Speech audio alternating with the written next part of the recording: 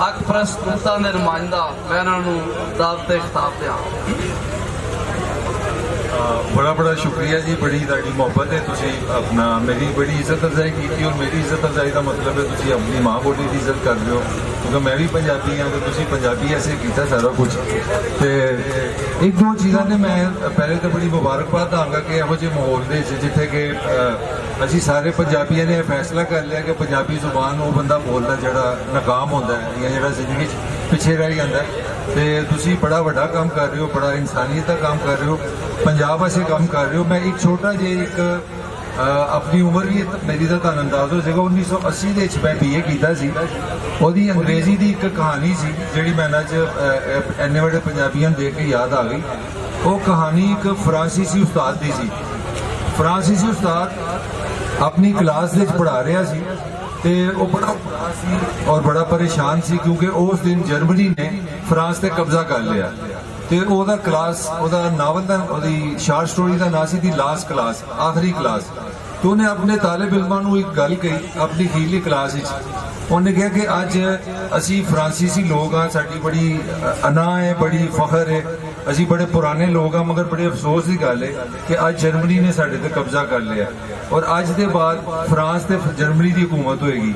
मगर मैं अपनी लास्ट क्लास में एक ही गल कहांगा, वो यह कहांगा कि जिसले दूसरा तुहाडे ते काबज हो जाता है तो तुहाडे कोल एक चाबी होंदी है, तुसीं एक जेल च आ जांदे हो, और ताले की चाबी तुहाडी जुबान होंदी है। अगर तुसी अपनी जुबान खो दी तो तुसी सारी जिंदगी कैदी रहोगे, और अगर तुसी अपनी जर्मनी की कब्जे के बाद अपनी जुबान बचा ली तो चाबी क्योंकि तुहाडे को होएगी, जिसले भी जेलर सोएगा तुसी चाबी खोल के बाहर हो जाओगे। मेरा ख्याल है मैं एक तारीख के तालिब इल्म होने की हैसियत देखना वा कि पंजाबियों का मसला यह रहा कि दुनिया का रस्ता ऐसा है, तो रस्ते रब ने इन्हों पानी भी दिता सी, रोटी भी दी सी, दरखत भी दिते सन, बहन की जगह भी दी सी।